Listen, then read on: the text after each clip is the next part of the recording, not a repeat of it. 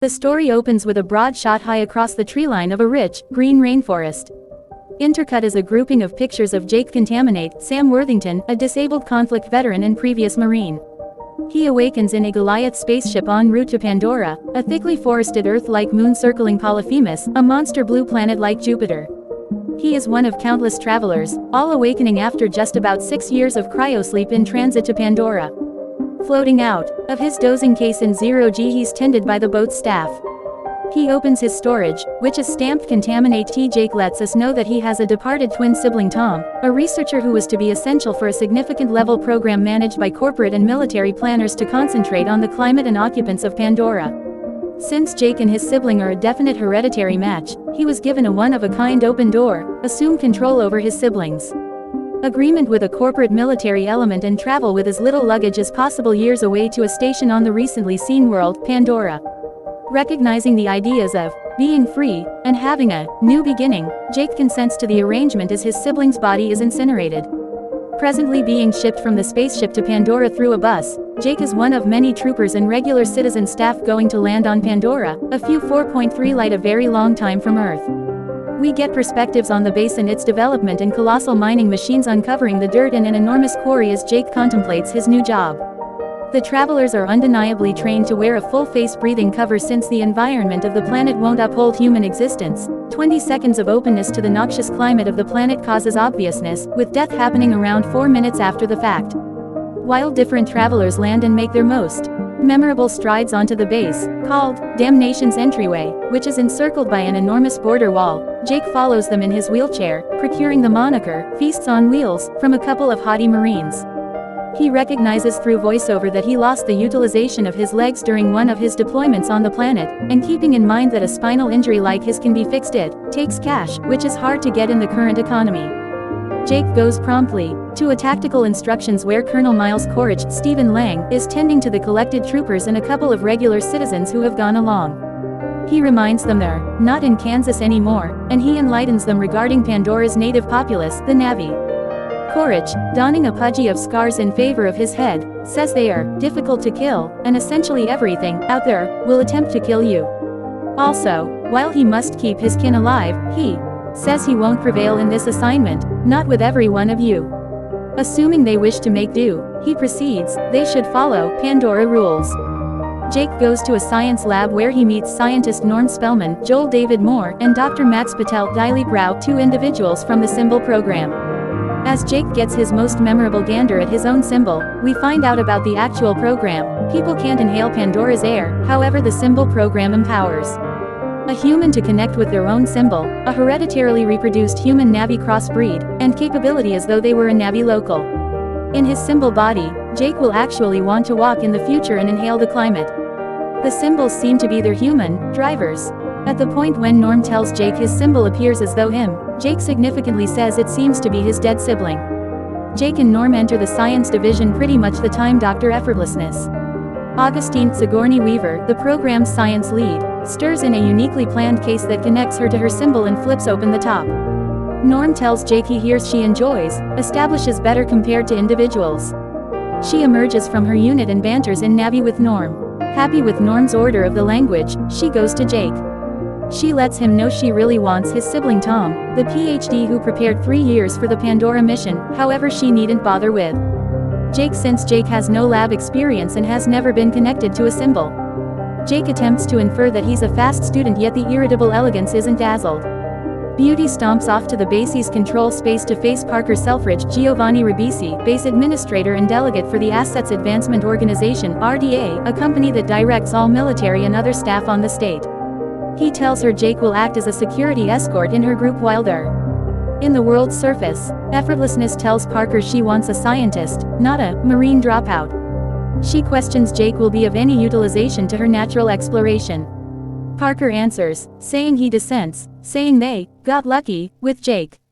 Since he's an ideal hereditary counterpart for the symbol planned for his twin sibling, they can involve his tactical abilities in a symbol body toward the general goal of the activity, mining the mineral unobtainium, a strong wellspring of energy that sells for a huge number a kilo, and can take modest power back to a withering earth. Parker advises Elegance one method for achieving this goal is to win the hearts and brains of the locals, to acquire their participation. Elegance contends that a significant number of the Navi have been killed by the military under the sponsorship of Selfridge's activity. Back in the lab next morning, Jake and Norm are connected to their symbols interestingly. Jake, in his symbol, awakens in an alternate room with different symbols and staff. Inside a couple of seconds, Jake is making his overseers anxious on the grounds that, thrilled with his capacity to move his legs once more, he is moving excessively fast and attempting to walk, whenever he first has had the option to do as such since turning into a paraplegic. The human lab laborers can't stop him. A Navi is north of 10 feet tall, in some cases more like 12 feet, and far more grounded than people. At the point when his long tail pushes over instruments, a staff part advises him to pause and rests once more.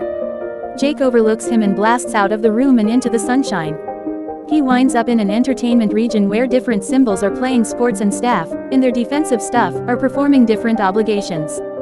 Jake meets Elegance's symbol, who, preferable tempered over human beauty, goes with Jake to the encampment where he is in the long run urged to rest. Before he rests to rest, Jake investigates his brain line, a long member that seems to be a twist of hair. Toward the finish of his line is a group of stowed away ringlets. At the point when the symbol rests, the connection is broken and Jake himself stirs. Jake later meets Trudy Chacon, Michelle Rodriguez, a resigned Marine pilot with whom he'll endure a little while becoming accustomed to his symbol and investigating Pandora. Jake will act as the entryway heavy armament specialist on her group. Jake meets with Colonel Korich, who is lifting loads. The colonel tells Jake he's looked into his administration record and was dazzled with what he achieved on a portion of his visits, remembering one for Venezuela.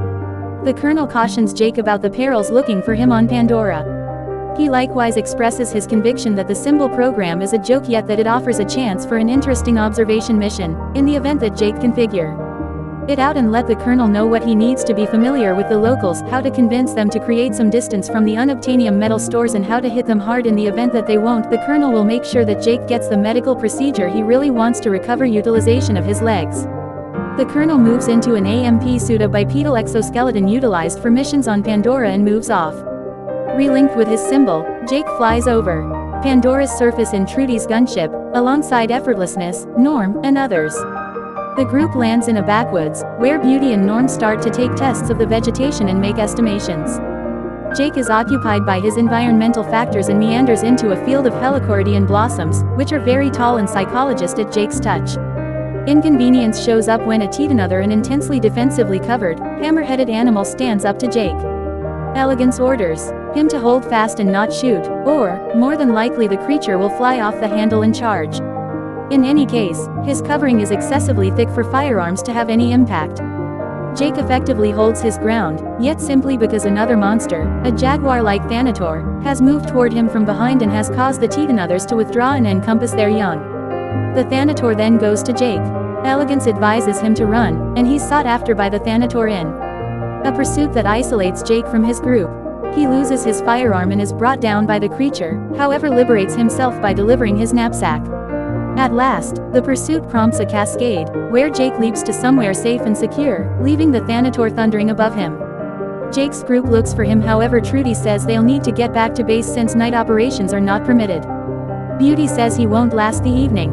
It's presently night and we see Jake honing a long stick into a lance. Jake is being watched from a higher place, this time by a Navi. The Navi points a bolt at Jake and is going to shoot, yet rules against it when little, ethereal, radiant animals land on her bow. Later we learn they are extremely unadulterated spirits, otherwise called the seeds of Awa, the Naivus all-strong god. The toxopholite withdraws. Jake is followed by a pack of viper wolves. He plunges the finish of his lance into a flammable, pitch-like fluid. He lights the end and uses it as a light against the viper wolves, who encompass him, teeth exposed, jaws grinding. The creatures assault Jake. He retaliates, kills some, and is brought somewhere around others. The bowman who was noticing Jake joins the fight on his side. She kills some viper wolves and makes the rest escape. She gently finally gives some closure some crying injured creatures and expresses petitions over them. Jake endeavors to say thanks to her for assisting him with fending off the assailants. She meets his thanks with disdain, lets him know this is his shortcoming, that they didn't have to kick the bucket, and that he ought to return to where he came from. Jake inquires as to whether she has that impression, why she helped him. You have areas of strength for a no trepidation, she makes sense of. However, inept, Jake endeavors to follow his hero up into a tree, requests her assistance, and says he needs to learn. He's spurned and told to return, that sky individuals can't be instructed. All of a sudden, the seeds of Awa return and begin to arrive on the anxious Jake. He asks what they are. Extremely unadulterated spirits, she answers, and Jake is covered by them, establishing a connection with his friend.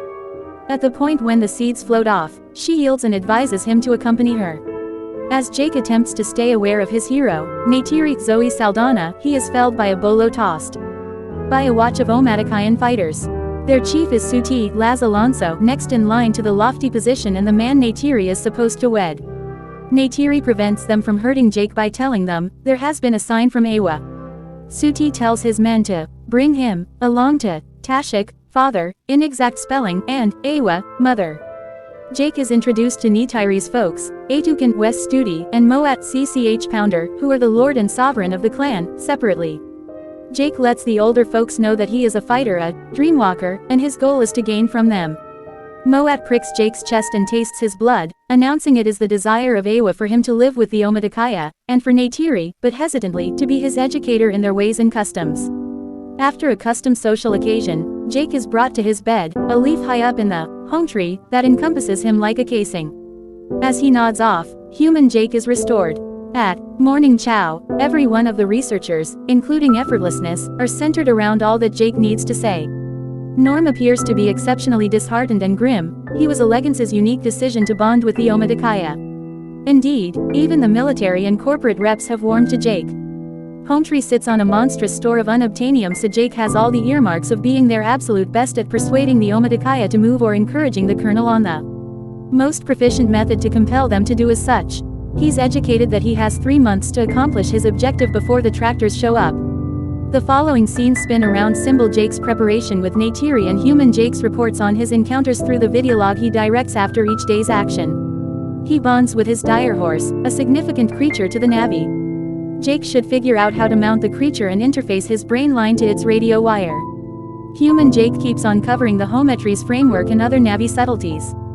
Jake struggles with figuring out how to control his dire horse and is frequently alluded to as Skown by Neytiri and Suti, which he lets us know signifies numbskull. Jake reports back to the colonel and Selfridge about the Omatikaya's home, the monster home tree.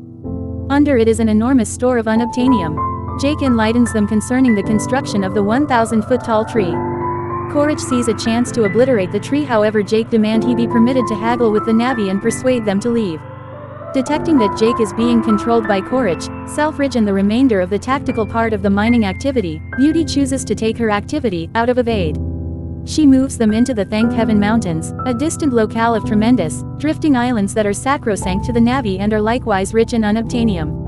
Effortlessness needs her turf away from the RDA authorities and military sorts at the base.